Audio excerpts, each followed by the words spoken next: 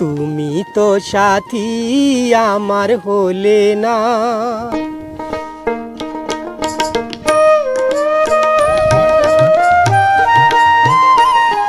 দর্শক বন্ধুরা, আজকে ঘুরতে ঘুরতে চলে এসেছিলাম সিরাজগঞ্জের উল্লাপাড়া উপজেলার সলপ ইউনিয়নের সোনতলা নতুনপাড়া গ্রামে। আমি এই মুহূর্তে বসে আছি খোলা একটি মাঠে এবং প্রশান্ত বাতাস, সত্যি এই বাতাসে নিজেকে মুগ্ধ করে তুলেছি।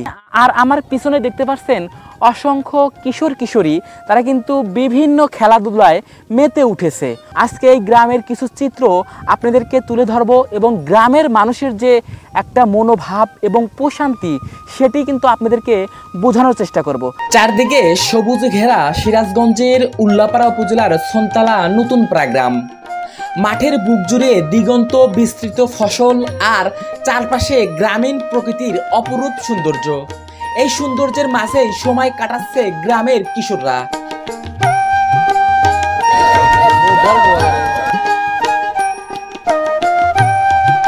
খোলা আকাশের নিচে উল্লাসে মেতে উঠে তারা। গ্রামের প্রতি জমিতে বিকেল হলেই শুরু হয় দৌড়ঝাঁপ, কিংবা বিকেলের হালকা বাতাসে ক্রিকেট অথবা ফুটবল। সব মিলিয়ে গ্রামের কিশোরদের উচ্ছ্বাস ভরিয়ে তুলছে সোনতলা নতুনপাড়া গ্রামকে।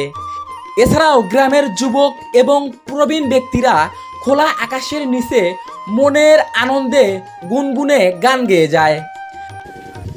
যদি আরেক জনম আমি পাই গো, সে জনমে তোমাকে চাই গো।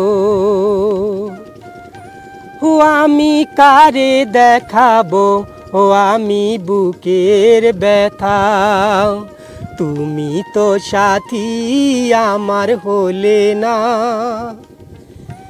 এমন করে বুকে জ্বলছে আগুন, সইতে আমি আর পারি না।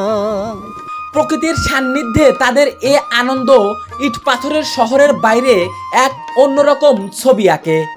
বিকেলে হেলে পড়ে রঙিন আকাশ। গ্রামের প্রতিটি বাঁকেই লুকিয়ে আছে সৌন্দর্য। কিশোরদের হাসি, খেলাধুলা আর মিলন মেলায় ভরে উঠেছে গ্রামটি। প্রজন্মের এই উল্লাসই প্রমাণ করে প্রকৃতির সাথে বেড়ে ওঠাই জীবনের সত্যিকারের আনন্দ।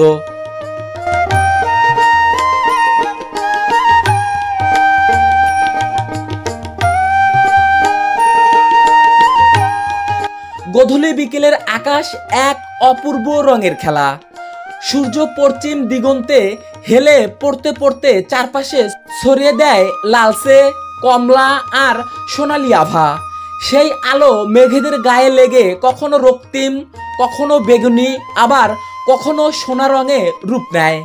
দূরের গাছের ডালে পাখিরা ক্লান্ত ডানায় ফিরে আসে নীড়ে।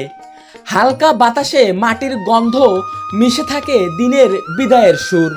এ সময়টা যেন প্রকৃতির এক নিঃশব্দ কবিতা, যেখানে ব্যস্ত দিনের ক্লান্তি মিলিয়ে যায় আর হৃদয়ে ভরে ওঠে শান্তি, প্রশান্তি আর নতুন স্বপ্নের রঙে।